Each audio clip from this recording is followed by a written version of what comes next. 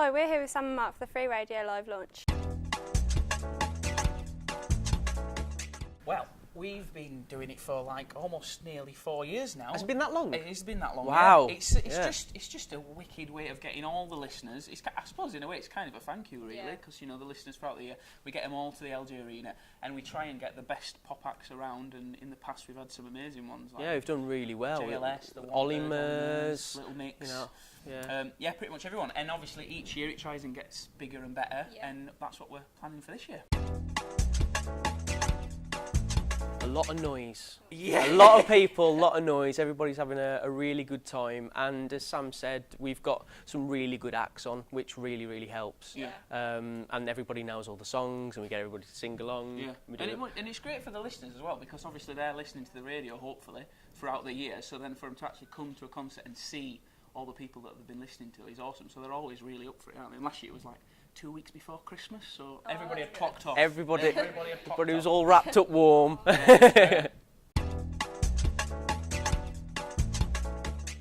Well, we might have some exclusive stuff. But even we haven't been told the lineup. We can't tell you the acts, Seriously. unfortunately. We've genuinely not been told them. But I suppose this whole partnership this year, what we're doing with you guys, is a big exclusive. I think it's awesome. When the guys told us about it, we just thought it was brilliant. Because it's a great idea. I mean, it's always great having sponsors and stuff like that, but to have a sponsor that can actually get involved and and properly, we help them and they help us, I think it's going to be really exciting. You excited about it? Very. Yeah, it should be good. Should be really good. Awesome.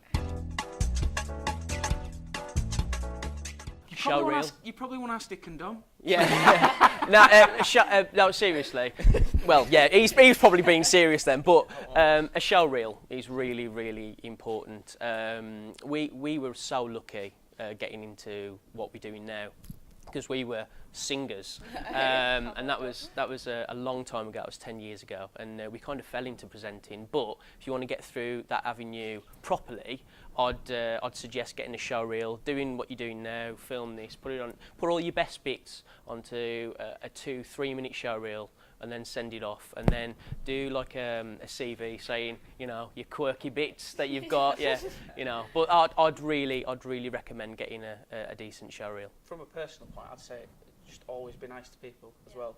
Constantly, we've been doing this 10 years now, and it's not because we're any good, it's because I think we've been nice to people. All right, mate. No, but seriously, we're all right. We're all right presenting, but people genuinely do remember that, because the thing is, you'll be working with someone who's, I don't know, a runner and making you cups of tea and stuff like that, and then they'll be the head of the channel one day, you know what I mean? And they'll always remember you, and that's so important, and I think it's what's helped us a lot. Generally, just be nice. Yeah, exactly.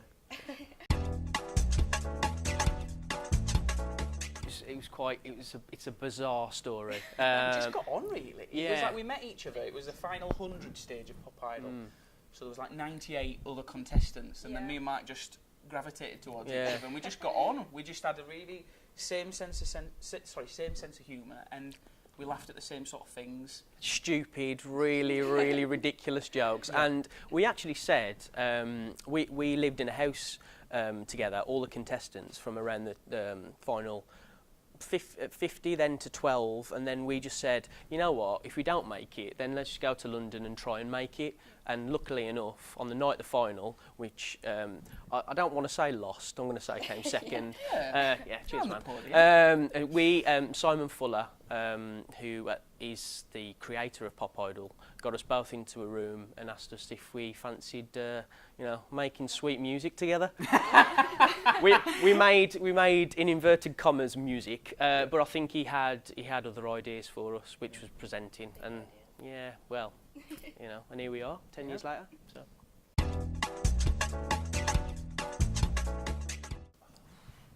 We have had so many moments. Wow, that's tricky, isn't it? Oh. The top one, bestest. The top one. Wow, that's like needle in a haystack time. For me, I think it'd have to be when we got given our first proper live Saturday morning show, which was ours. It was called TMI, and we filmed it live in Leicester Square in London. Yeah. And it was genuinely, because we'd done 2 shows before that, but they were both kind of our make or break shows really. So then we actually, the BBC signed us, and they gave us our own Saturday morning show, and it was just great to be a part of that, because we've all grown up watching Saturday morning TV, and to have your own show, and we ended up doing it for 5 years in the end. And that, for me, that that countdown 10 seconds to live, and then we were on air to the nation for almost 3 hours was just awesome. Mine was interviewing Rihanna.